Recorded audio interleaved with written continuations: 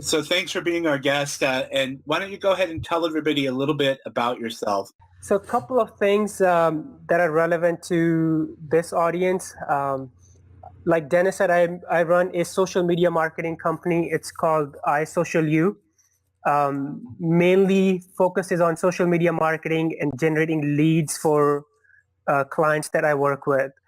Um, I have two types of clients. One is small, medium businesses, startups, and they need help with everything. And then on the other side, I have corporate clients like Chevy, Papa Murphy, and they're like mega brands, and they have budget for everything.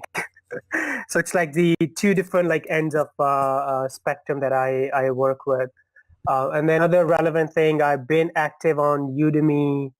I believe it's 11 months now. I think next month it's gonna be 1 year.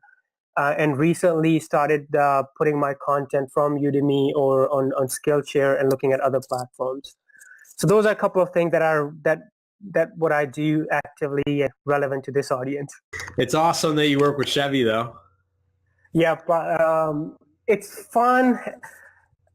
Kind of like when you work with the small, medium businesses, there is more room for creativity, and you can growth test and test a lot of stuff. When you work corporate clients, we get like a list of things we have to execute. So we can't look right and left. We just have to like execute that plan. Or there's a lot of like things we have to follow, a lot of brand rules that we have to follow. But obviously, it's more money. So, Ali, I see that your company page, iSocialU, has over 25,000 Facebook followers, which is awesome, and which this provides social proof for your clients. What advice would you have for our listeners to grow in their Facebook page? Like, how can I grow Skillhance to more followers and emulate some of your success? Gotcha. So since Facebook, I'm sure everybody knows, Facebook has become a pay-to-play platform. So the best way to kind of like grow any audience on Facebook is using the advertising and targeted advertising. But obviously, when we're starting out and we're solopreneurs and small, medium businesses, there's hardly any budget. So what I like to do is kind of like growth hack and divert your audience from other places that you're active on to Facebook. And I'll give you like a couple of examples. A lot of time we have a lot of connections on LinkedIn. So you can export your LinkedIn contacts and connections into a CSV file and then invite those people to your Facebook page. You can do the same thing with Gmail. We sometimes, if we're active on email, a lot of us are, we can download a contact list from Gmail and then invite them to our Facebook group. And then number 3 is if we are actively blogging, producing content, and we have some traffic to our website. So you can use plugins like, I believe, SumoMe or Hello Bar. There's some plugins that you can use to direct your traffic from your blog to your Facebook page. So there are some growth hacks that you can use to get attention or get traffic to your Facebook page. But the number one way any business or page can grow on Facebook is by using advertising. I'm already taking down notes, so if I'm looking down, then that's what I'm doing. So that's some good tips to export your contacts and invite them. Yes. Yeah, I never thought of that, and I was going to ask, is that like a cool thing to do that people don't mind that you're taking that information? Is there maybe a way that you can word it when you send them an email to let them know that, hey, I'd like you to follow me here? Yeah, when you, Dennis, when you invite them, you can actually make a personal note. And sometimes you just be transparent. Hey, we're connected on Gmail, and I'm going to invite you on Facebook page. And by the way, if it's not relevant, ignore, and I apologize, blah, blah, blah. But a lot of time what happens is there are a lot of people in our email or LinkedIn, they don't know we have a Facebook page. So if we just let them know, then they're more than happy to like join us. Cool. Yeah, because I don't use like LinkedIn as much. Matt, how about yourself? In it, but not really, no. I have like connections where if I know somebody, if I'm emailing back and forth, I'll connect with them on LinkedIn. Mm-hmm. I'm starting to do that, but I don't like post anything. Yeah, and I just thought that might be a good idea for you because like when you said the word post and you mentioned LinkedIn, Ali, that you can blog on LinkedIn. Yeah.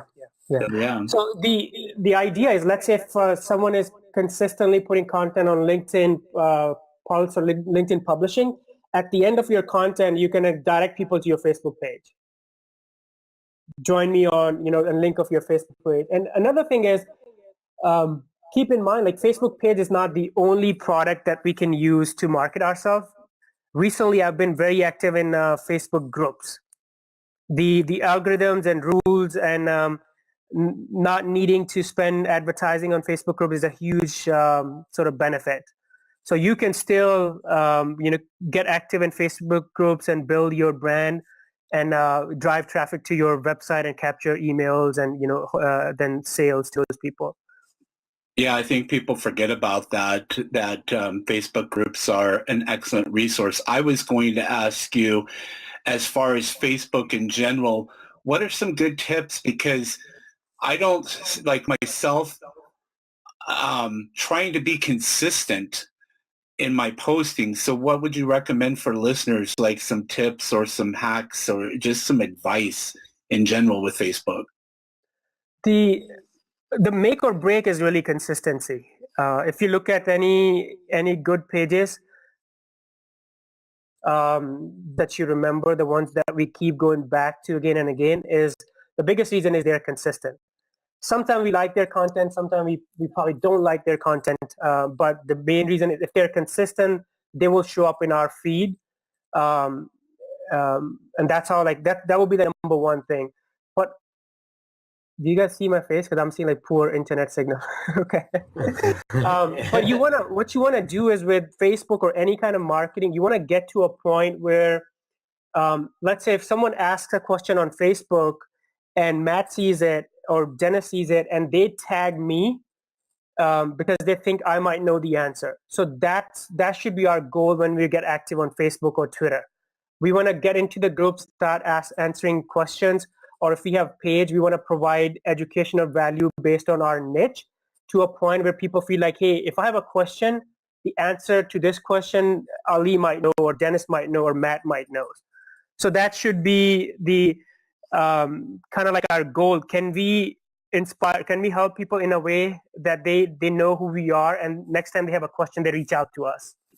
True. I see your point in that because it reminds me of when I used to manage a video store. Somebody would come in and we might not have that video, but we would recommend another store in the Seattle area because we knew that they had it. So you're saying that if you know somebody, like if I know that Matt would have the answer, and I think I've done this with both of you before, I might tag Matt so that Matt comes in and answers that question. So then people see me as a connector because I know who to go to get them the answer for what they're looking for, right? Yeah, people see you as a connector and people see Matt as an expert. Yeah. So what I've been doing recently is I have a lot of social media and marketing groups on Facebook.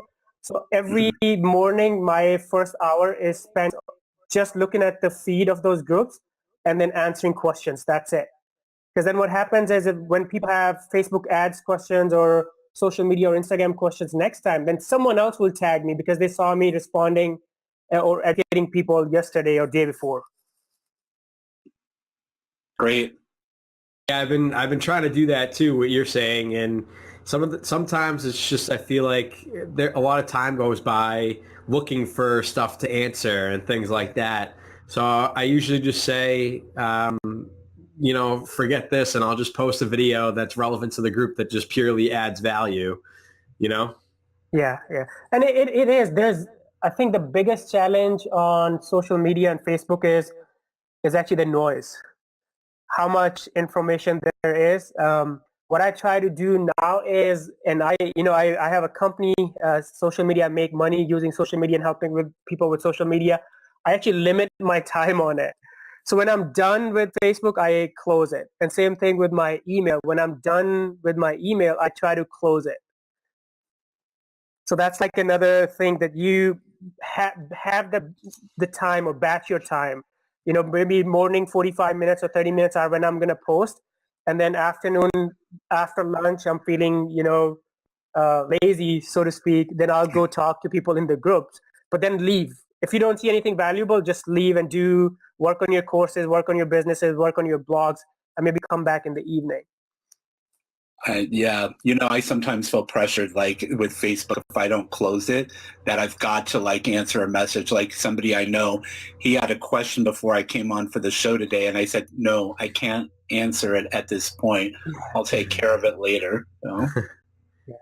And like I said, our goal, when we want to use Facebook or even Twitter, there's a lot of value in Twitter now because I can directly talk one-on-one with people.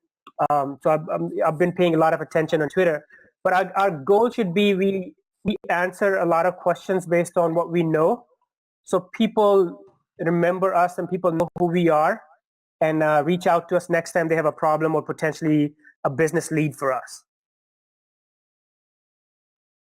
You said that you were on top of you owning a couple businesses, one being, you working with Chevy and all these other brands. You said you were also a Udemy instructor for the past year. And I'm just curious now, is selling online courses or Udemy courses like a decent part of your business? Or do you see it like becoming a bigger part of your business in the future? Man, I lost both of you guys. I can't see you. Can you hear me? I can hear you guys, but I just can't see you guys. But yeah, going back to your question, man, I definitely think the online education is going to grow. Udemy is like a platform and a tool. Skillshare is the same way. We lost him. And platforms and tools always change. You guys hear me? Yeah, you cut out. I don't know if it's like your connection on your end. You cut out, but go ahead. Continue with your thought. I'm like totally. So I don't know what's happening with Blab. I don't even have like any feedback or anything. Yeah. Yeah. Now, Matt, I see you. You should move from Dallas and get a real internet connection. Hey, all the videos I'm watching are... Yes. No. So going back, I definitely I see online education keep on growing. I think that's people don't want to go to schools anymore. They want to learn on demand, skills and training. So right now it's a decent part of my my business. Obviously, personally in the company, I have a couple of team members who help me with the campaigns, but my courses are mostly me at this point. But I do see it growing in future, maybe even on platforms like Skillshare and other platforms. Do you just a real quick question? Do you enjoy teaching more, or do you enjoy the business aspect of working with clients? What do you get more enjoyment out of? That's a good question. If I had to pick, I would say probably working with the clients, mainly because it's a real person sitting next to me, and more feedback and more engagement and more connection. Mm-hmm. And sometimes in online education, you feel like, hey, you don't know who's taking your courses or who's on the other side. Yeah. Plus, I would think that working with the clients actually helps you kind of know what you can teach as far as courses go, because you can see what kind of education people are needing by working with your clients. Yeah. And that's another, that helps me create online courses, because the niche, social media or Facebook marketing or Instagram marketing, I think it's probably the most crowded niche on online education on Udemy and other platforms. So the only reason why I feel like I'm doing well on Udemy, because I try to integrate my business with the Udemy stuff. So if I'm teaching, if I'm teaching Instagram marketing course, it probably means I'm doing Instagram marketing a lot in real life for clients or myself. So I try to integrate both reasons. But otherwise, if someone wants to create marketing and social media courses, it's a very crowded niche. And obviously you can stand out and do different things, but it is, as compared to technology courses, it's probably very, very tough to break into. So what should businesses and let's say if somebody's running a small business, or maybe, somebody's a digital nomad, or does online marketing or online courses, what kind of things in general should they be doing on social media? Should they cover everything from Facebook to Twitter to Instagram, or is there something maybe that they should just start out on and focus on that and grow from there? So the number one thing that you want to do, in my opinion, is produce content. So, because if you kind of like step back and look at anybody famous online that we know them through their content. We found them through their books or courses or blogs, entrepreneurs, small, medium businesses. You want to see what in your niche, can you produce videos? If not, can you write blog articles? If not, can you produce like micro content in form of maybe Instagram images and videos? So the number one thing you want to do is you want to start creating consistent content. I think that's a good idea. There is a lot of echo. Yeah, I know. It's like I'm trying to go. That's like why it takes a while for Matt and I to respond, because we put ourselves on mute to try to hopefully keep the echo from happening. But I think that like something like on your end is kind of off, because you freeze at times, and Matt's been fine. He's just kind of sitting there pondering his thoughts. Yeah. Now he's on mute. It is strange because I do. You're not on mute? Wi-Fi seems fine. So now we can't hear Matt now, but you can hear me, right? Yeah. Yeah, Oh, I can boy. hear you. Technology is going to send me to my grave early, I think. Yeah, let me actually. I just checked my Wi-Fi speed and it seems fine. I know, it's like it's so weird because like I'm up here in a different room, and the internet's usually fairly fine up here, and we've got, even for Idaho, we've got fast internet connectivity, but now we can't hear Matt at all. Yeah, I can't hear him either. No, hear you, Matt. You might want to check. So you said that like with content, I totally agree with you that it's you want to release stuff consistently so that your users kind of expect something to come out from you on a certain frequency. And so you don't want to break that. So if you're doing something every week and all of a sudden you go from 2 weeks before you release something, and then you go a month, and then you go back, you start losing those people. Yeah. And, another thing we got to keep in mind that is, so producing content is just the start. It's one thing. It's also sort of our own, it's up to us to take that content to right people or bring the right people to content. Or in other words, like, marketing that content or promoting that content. So I think as far as the frequency, I kind of feel like it's really, if you can write weekly, fine. If not, if you can write every 2 weeks, that's fine too. If you can write, 2,000, 3,000 blogs in a month, that's fine too. But then you have to step one, write it, and then also take it to people who is your target audience. If you're looking for your food blogger, if you have a food blog and you're looking for people interested in food, then Pinterest. There are group boards on Pinterest. There are Facebook groups. There are a lot of like other community websites that you need to get active in. So you can find excuses or reasons where you can put in your links and drive people back to your website. Yeah, so it's all about like at the right moment, right? Yeah. So you can, Ali, can you hear me? Yeah. Okay, so Matt was saying that he can, or that you can hear him, right? Matt, can you hear me? No, I cannot hear you. Yeah, see, you can't hear Matt either. So see, I was telling Matt, neither of us can hear him. So you hear me now? Yes, we can. Okay. So I was just with my thought is that when you drop that information into those groups, you want to make sure that it's information that people are going to find valuable, that you're not just spamming a group.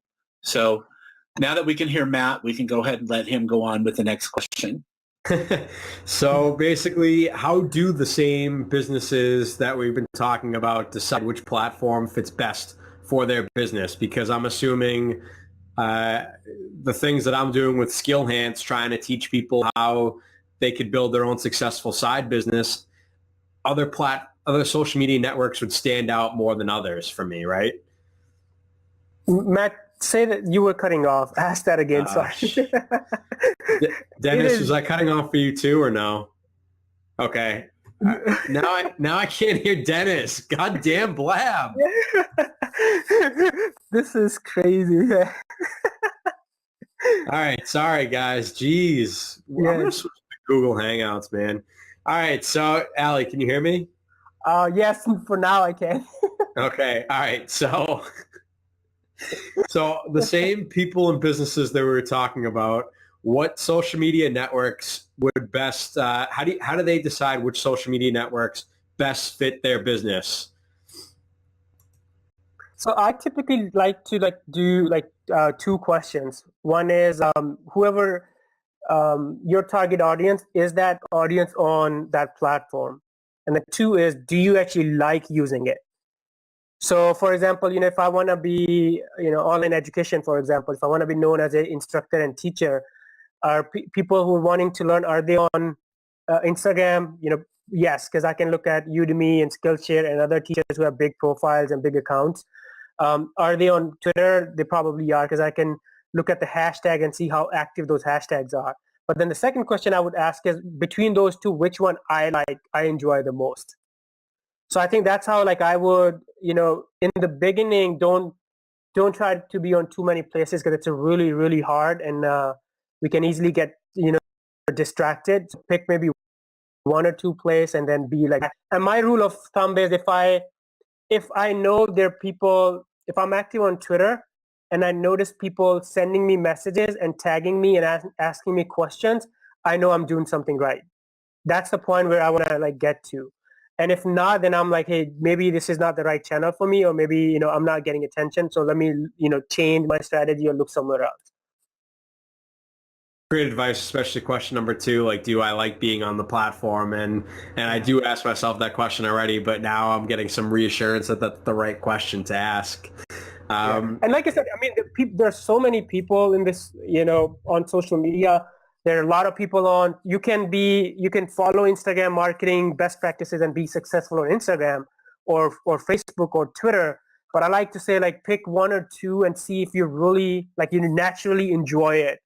Because then it's going to be really easy for you to, if you like Twitter, pop into Twitter and answer a bunch of questions. Right now I have Twitter streams. Anyone who releases on Skillshare, I get a notification. So I haven't done that for Udemy yet, but I can really, new instructors. I can really tweet, share, engage with them on Twitter. That's how they get to know me and I get to know them. But if I didn't like Twitter, then it would be really hard for me to do that. Oh boy. No voice. When I go to San Francisco for Udemy Live, I might want to walk down to Blab and say, come on, guys, get your act together. Yeah. I did Skype with someone this morning and it was fine. But yeah, I think it's probably Blab. Skype and Google Hangouts usually are pretty consistent with the quality. It's just Blab lately, because, a couple of times... My mic was on mute that time. Uh-oh. Maybe we should go back to the format of drinking a beer. Yeah. At this point. It used to work right. In the beginning, we were having so many technical difficulties and we dropped all of our people, but this will be on, I'll edit it. This will be on iTunes and YouTube and everything else after it being edited from all this crap. Yeah, man, if you guys want to do, I think we had a lot of technical issues. If you want to do it again, maybe after a couple of weeks or depending on your schedule, we can schedule again. It seems like we had a lot of, because someone sent me a message on Facebook. He was one of my groups, so he joined, but same issue. They had problem. You were going back on and off. Yeah, when we had that big technical glitch, 5 people dropped at once. Oh boy! Either that or the question I asked was really bad. I know. It was are we asking some bad questions or what? I think it's more technical issues that we're having right now, but hopefully the the YouTube broadcast and the podcast that Matt's going to put up will sound okay. If not, we can always do this again when Blab's got their act together. But so I think, Matt, were you done with that question so we can go on with the next one? Good. I forgot what we were talking about.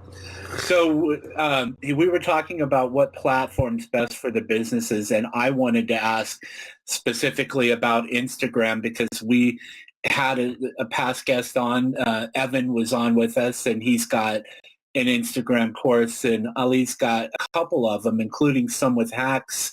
And I like to talk about Instagram because Jack Wilson and Phil Ebener and I, on our mastermind call, we were talking about Pat Flynn and a show that he had with the ladies from Simple Green Smoothies who totally grew their business from Instagram and started these $5 PDFs and made over several $1 million now off of that and built entirely off of Instagram and their website.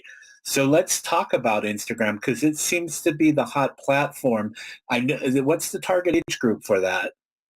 Yeah, I think 18 to like 44-year-olds that they're like really, but I think now it's getting so big that people do not want to be off Instagram. So if you're 60-year-old and you have a mobile phone and you have kids, they're probably going to educate you about Snapchat and Instagram anyway. So I think the teens 18 to probably 44, that's probably the most active group on Instagram. Yeah, that leaves me out. Yeah. I'm just a little bit outside of that age group there. It's always weird when that happens. Like, you get those boxes where you check off your age group and I'm like, damn it, I can't check that specific group anymore. So you're like, I can't find 17 in there. Yeah, really. So is it because it's very visual? Like what is the magic of Instagram? Yeah, I mean it's visual and forget Instagram. We like videos and photos as humans, right? Mm-hmm. So that's the reason why. But the key really is there are a lot of people who are doing really good and big on Instagram. If there was like another product which was visual, they would probably do good on that. So in my opinion, the trick really is your business and your product. Is it really so like kick-ass that people will share it? So for example, if I have a pizza shop, is my pizza shop so good or my pizza so good that when Matt eats it, he's going to tell Dennis? And then if products are visual, you'll see like food and smoothie and health and fitness. The products and businesses that have like visual aspect to them, they do really good on Instagram. But at the end of the day, if their smoothie not good, not tell other people or tag people or download the recipe back to the real question becomes: is your product so good that people, when one person uses it, he's going to tell another person? Yeah. Oh, go ahead. It's funny that we were talking about pizza because one of my best friends, his dad owns a pizza shop, and he like gives us like a free pizza, like loaded, like he puts everything on it, and he's like, yo, just take a couple pictures on Instagram, like post on Facebook, and like we make it look really good, and like it's awesome that way. So yeah, that's cool because it's really powerful. Like you were saying, food. I actually started an Instagram group for free courses, freecoursedaily.com. I only started that less than 2 weeks ago, and I already have 152 followers because I'm kind of mixing it in like with some inspirational stuff and finding specific Udemy courses that I know are going to resonate with people. Like the one that I posted the other day was a free cocktail course on, and I think, Matt, I shared the like 10 of them, and I just take a photo of my laptop screen at an angle and make it look good visually, and it seems to be resonating. Well, I could do screenshots too, but I just kind of like the, like things like where I get the screen, but then you can see the coffee shop kind of behind it to make it a little bit different each time. And then, like a little bit like my vacation, there was a rock called Balance Rock, and I put Balance Life on there, and that got some likes, Matt's laughing, but it worked, Matt. What's the account name, Dennis? I don't know if I'm following you on that. It's Free Course Daily. So it's Instagram.com/Free Course Daily. So within a few weeks, I already have 152 followers on that account. That's really, yeah. See, one thing I found it, one thing I like by looking at it, that's like another thing, the stuff on your account, if it's consistent, people will remember it. Yeah, that's like, and so I mix it in with the courses, but also a little bit that's like me, like on the go or whatever. So you've got the fountains, like I did a video with the fountains at a shopping center, and that's got 20 likes and 1 comment. And I think for, having just 152 followers now, that at that point I didn't have 152 because that was like a week ago that I took that. And then some food photos because I was, I out having lunch while I'm working on these websites or my Facebook pages. So I just kind of mix that in. But I do agree with you, like you said, that you want to make with Instagram, you want to have some kind of consistency. If all I threw in there were courses every day, I don't think that would work specifically because it's now, the 80-20 rule. But the thing is that these aren't courses that people have to buy. So I'm not selling them courses. I'm just saying, hey, here's a course that I think is really cool. Like the other day was soap making, and it was free, I got you. Interesting. Yeah, you had a screenshot of your Facebook, I guess, newsfeed, and then picture of that. Yeah. So there's the one up there is that bartending one with the cocktails, and that got 17 likes because who's not going to not like a good drink? No, two. One, audience, huh? What's that? On Instagram? Go ahead, Instagram's target audience.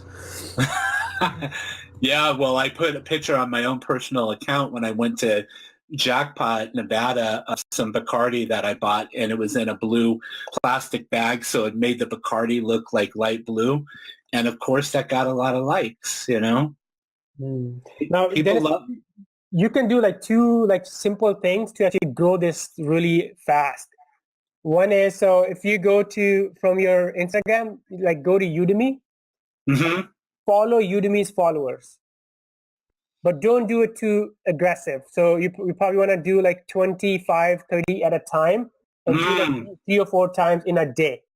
Okay, so go to Udemy's account. Yes. Figure out who's following them and start following those people. Yes, because when they see a Free Course Daily is following them, some of those, and it depends, how much they like your account, but you can get 20 to 30% people follow you back. Yeah, they get, I didn't even think about that you can click. I just clicked on the followers.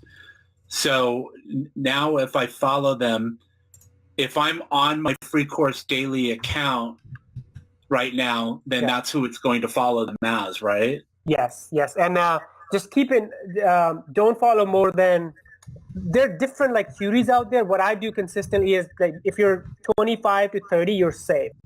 I think Instagram has if someone does 60 in an hour, they consider that as a spam or too aggressive.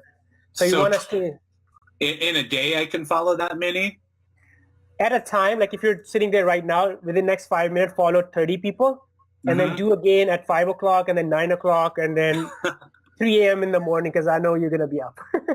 Yeah. So that's a tip for people who are listening: is go find somebody out there that is very similar to what you're doing.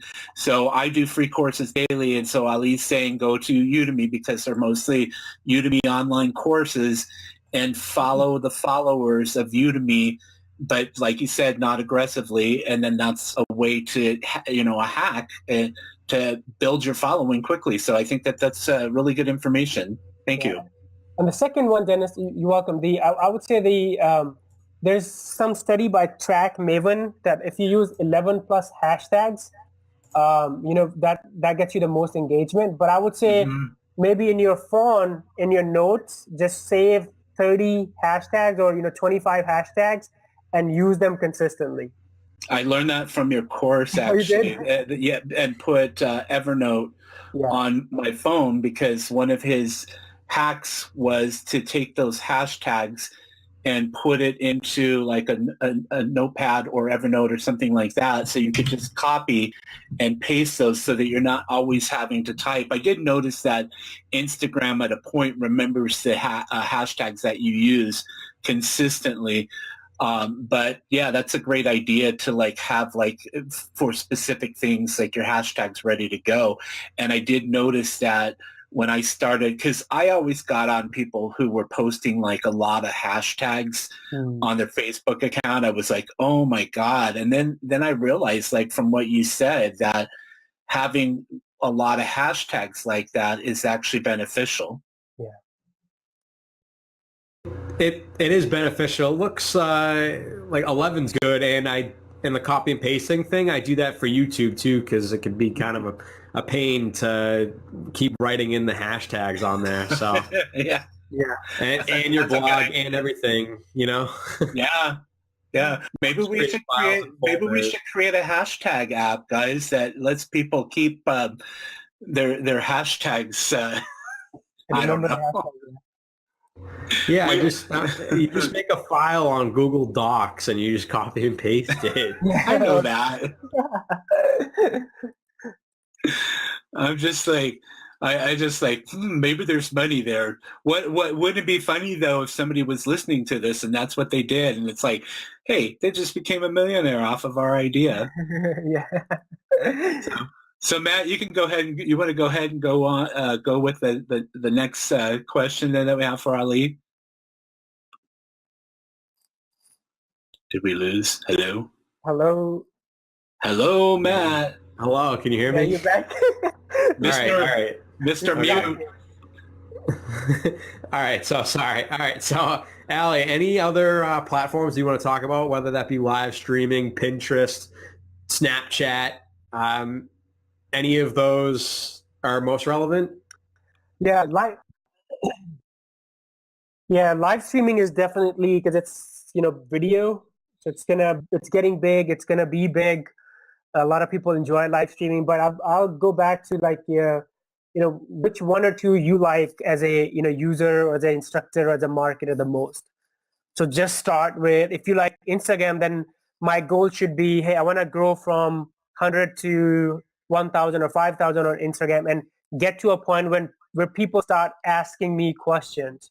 Because when people start asking me questions on a platform, that's when I know, hey, these people know what I do and they're reaching out to me. So that's what I would just, Snapchat is good, Pinterest. Hey, are you on any of those the most, I guess? Uh-oh. Hello?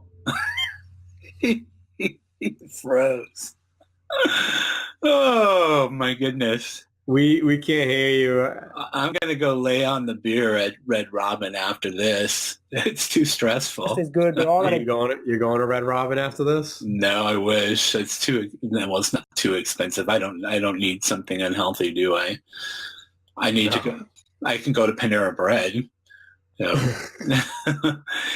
Oh, so I hope that he's able to get his signal back, because we had a question We're probably going to have to, that dude left, but we're probably going to have to do this again. Well, I want to ask that question actually, because what I can do is I can message him on Twitter and let him know to watch the replay so he can catch that. So you're back. So go ahead and continue with your thought there. Can you hear us? I was saying, just focus on one or two. Can you hear me? Yeah. Go ahead. Okay. So ignore all the hundreds and thousands of channels. Focus on one and two and get to a point where people start remembering you and start asking you questions. Because that's when you have sort of like built a mini brand on that channel. Yeah, and it doesn't like you were saying, like a mini brand. You don't have to have like a large following to actually have a business. I know that Nathan Barry only had a couple hundred email addresses when he started selling his books, and he went on to sell over $500,000 worth of books. And you just grow your following as you go, and so it doesn't take much as long as you've got a really good target audience. It doesn't have to be that large. So, hey, before I ask you the next question, Matt, did you have anything to add to that before I go on with the next one? Yeah, I was just wondering, are there any of those platforms that you're using the most? Snapchat, Pinterest, or live streaming? Snapchat I used a lot because I was trying to learn it. But last like a month and a half, I haven't used Snapchat that much. I'm really the two platforms I spend most time on is Twitter and Instagram now. And third one is Facebook groups. Facebook groups. Yeah. Cool. I think that's good. Yeah, mostly places where if someone has a question, then I can easily engage and answer with that. So Facebook group, a lot of people have questions, so I can easily like engage with them. Twitter, a lot of people, I can send direct mention to Dennis or direct mention to that person. It's like, calling that person out or, talking to them. How do you answer questions on Twitter? So if you use, I use a tool like Hootsuite. But you can do it with Twitter. So in the advanced search, just search for your like key terms. So for example, hashtag social media or hashtag online teaching or hashtag whatever your SEO, and then save that search. What happens when people ask questions, you will know what people are talking about. And sometimes they're questions, and sometimes it's just stuff that people are talking about, and you can just engage with them. So you can answer their questions if you see something that maybe stands out as something that you're knowledgeable in and respond. Yeah. Yeah. I have Hootsuite. I just don't use it enough because, what's interesting is like I just use basically Twitter just to broadcast out messages for my websites like Free Course Daily and online course coupons. And I know that it's working because I'm making income on that kind of stuff. So, it works for me. But somebody had a question, and I think that they dropped off, but I was thinking that we could answer it, and then I can just message them on Twitter and let them know to watch the broadcast. So the question was, if you could share some of your best strategies for Google+, because I don't think that Google Plus gets enough talk these days, and it's still there. And we have to remember that Google is the world's largest search engine. They might not be the best at social media when it comes to competing with Facebook, but they're still a presence. So what do you think?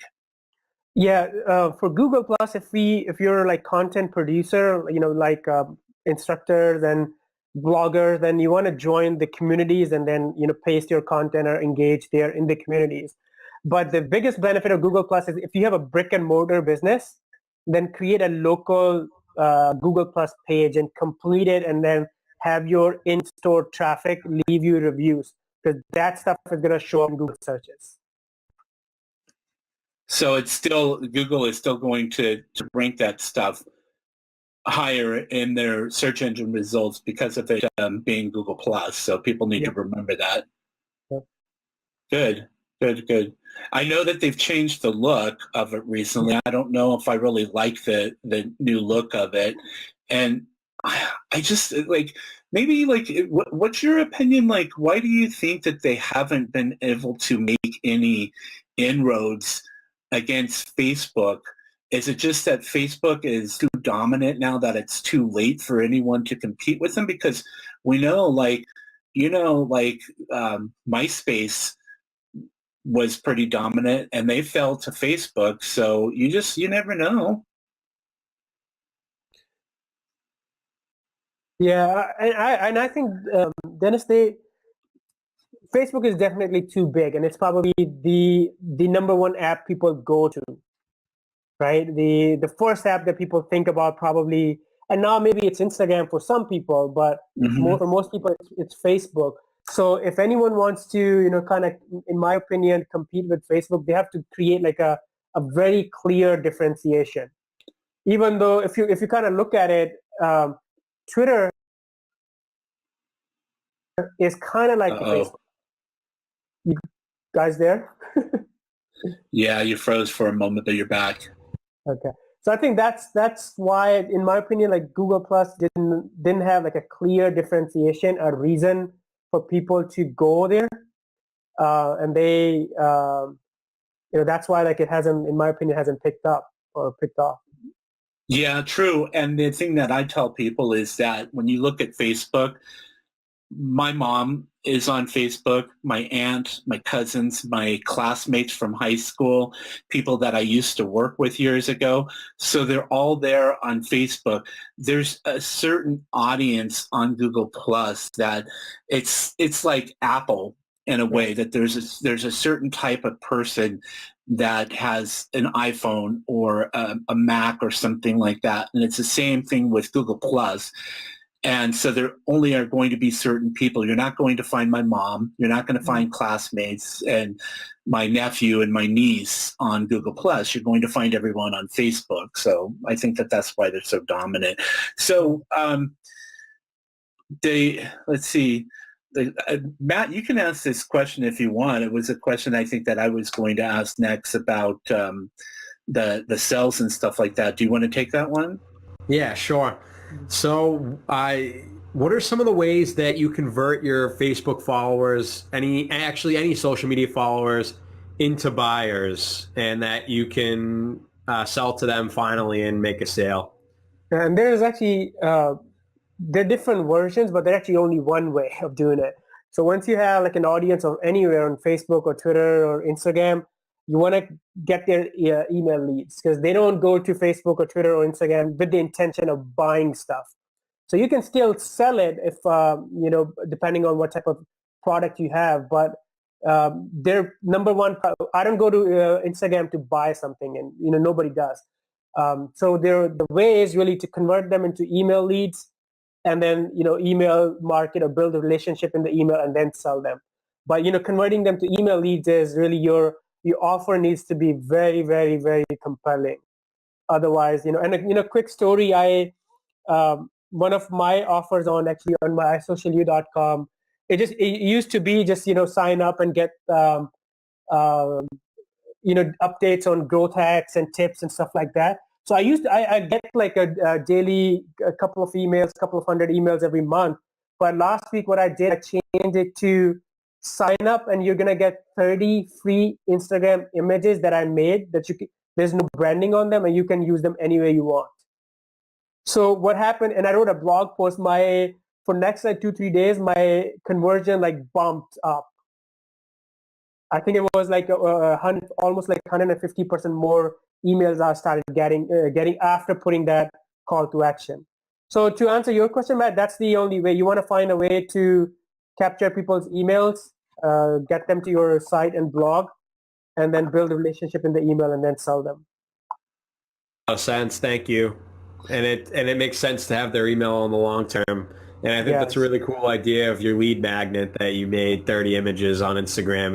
It's different than, because everybody's doing like, you know, a free ebook or a free video course. Yeah, and actually what I did... Sorry, Dennis. No, I was just wondering if you had a link to that he... I do it too.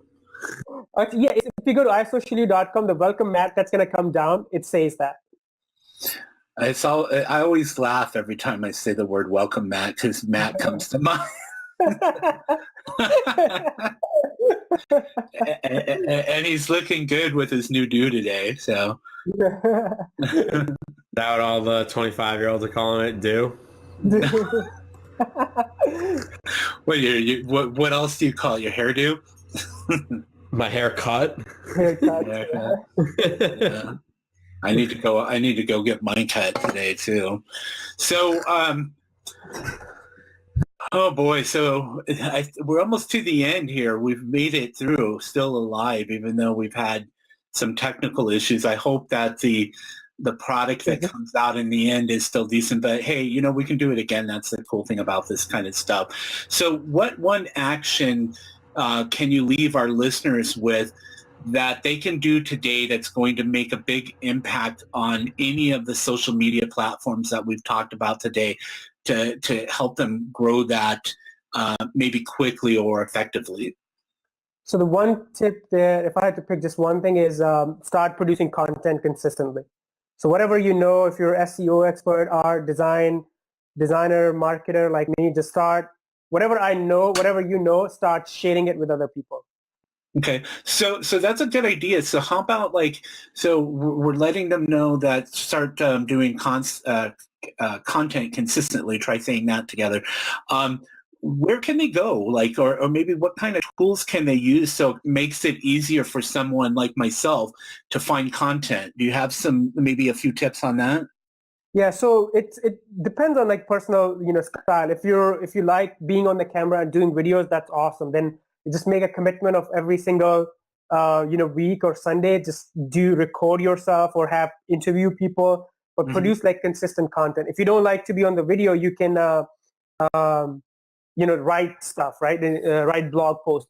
But as far as the tools, what I would do is use BuzzSumo. So BuzzSumo is you can find what's trending topics in your niche. So if you go to, let's say if you're an Instagram marketing expert and you go to buzzsumo.com and put Instagram marketing, you'll see all the viral articles in last you pick the time frame, 6 months, 1 year, 3 months. And then when you look at those articles, your mind starts spinning and you start thinking about what you can write about. So imagine there's an article about here's the top 10 mobile apps for Instagram. Maybe you can write, here's the top 10 desktop apps for Instagram. So you're kind of putting content that aligns with the content that has already gone viral. I forget about that tool, and that's a free tool that also has a premium version. And so that just brought to mind your blogging course that you have that I signed up for. And there was a tool that you mentioned in there that I forget the name of the tool, but maybe you can let people know that helps you actually pick some good headlines. Do you remember what I'm talking about there? Yes, and actually I have a free course on Udemy and Skillshare both, I think. And they're actually, I think I have found 7 or 8 tools. HubSpot has one, Portent, I think I'm pronouncing that right. Has one. And I can't, there are a lot of other ones too, but that course has 7 or 8 that you can use. And it's actually really, sometimes I feel like I don't know what to write about, but when I just search for headlines and it's really, interesting headlines these tools suggest, and then your brain starts spinning and you're like, hey, I can actually write about that. Funny story, I think a couple of days ago during lunch, I was playing with one of those tools and I searched Facebook marketing, and one of the suggestion was, 3 or 5 Facebook pages that you should look at during your lunch. So that's an interesting, you're still educating people on good Facebook pages they can go to for information, but the way they put the title up is really interesting and catches attention. Awesome. Thank you. So anybody have any questions? No one in the audience, yeah. Do you have any closing thoughts, Ali? No, I think we probably covered a lot of stuff. It is really, really, really tough to, to break or, kind of build a mini brand or brand online these days because there's a lot of noise. But I think the only way is, and it probably will be for a while, is produce good content and consistent content. Because that's how, if you look, and a lot of times if you're consistent, some people, the way people produce content is different for everyone.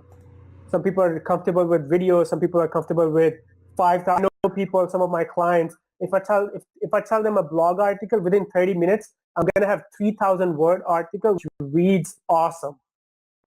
So, but I personally, it's really tough for me to create 3,000 word article without without spending like 2 weeks on it. So you have to kind of like be self-aware and see what's your style basically.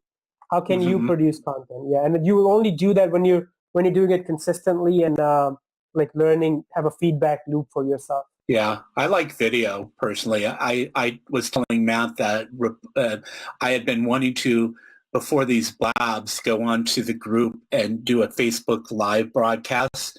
So I went on and told people to join us live, and it was the first time that I've used the app on my phone. And last night, a guy was walking around his neighborhood, and he was talking about stuff with his business.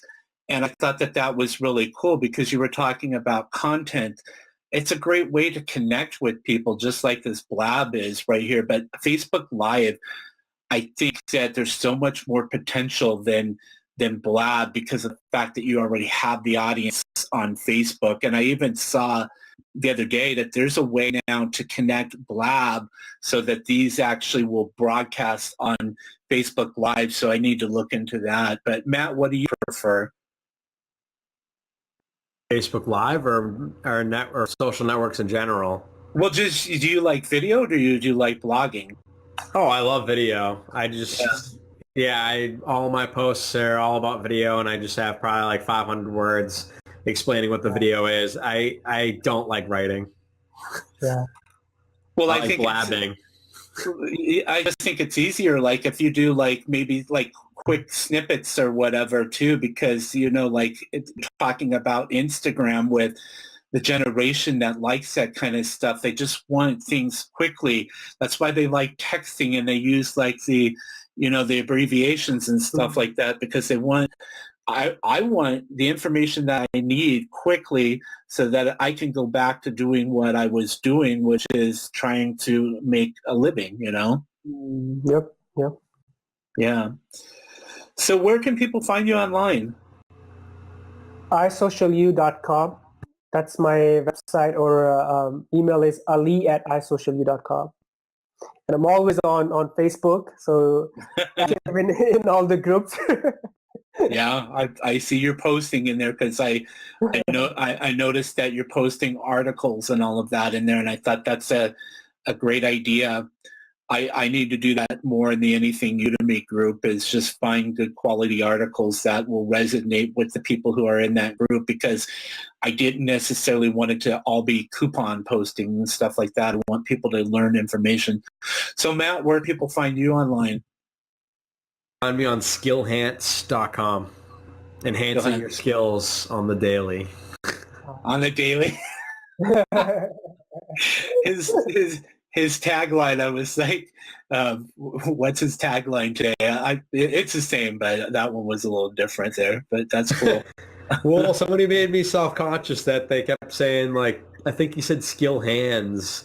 So now I need to say, like, enhance your skills so people get it. Oh, okay. No, I would like get you, like, when you say skill hands. I know there are some words out there, like, I forget what it is that I said that you have to let people know because it sounds weird or something like that when you say it. So you can find me online at dennisjsmith.com, and if you're listening, visit freecoursedaily.com, where each day for 365 days a year, you can get a new free course delivered to your inbox, and dennisjsmith.com/blab, and you'll be able to watch these blabs, the replay of all of the blabs that Matt and I had done, which have like, there's over 20 or more that we've done now. And Matt also... There's 12. This is episode 12. Well, yeah, but there's other ones that we've done under my shows that I was doing. Oh, my gosh. You're lucky that you don't live... Oh, and there goes the cat behind you. Yeah. She usually runs away when I'm talking. I don't know. I'm surprised she's here. It's Izzy. So So I was going to say that on Matt's website, Skillhance, you can listen to the podcast version of this too. If you prefer podcasts, it's also on iTunes and Stitcher Radio. We do this every week at 10 a.m. Pacific time on Thursdays. That's 1 p.m. Eastern time. We want to thank Ali again for joining us today. We're sorry that we had technical difficulties, but hopefully you'll be able to come back and listen to this and learn a lot, because Ali has a lot of great information to share. So thank you. Ali, thank you for coming on. Sorry with all the technical difficulties. See you. All right, guys. Have a great day. See Thanks. you guys in the. Yes. Bye. Bye, everyone. Thanks.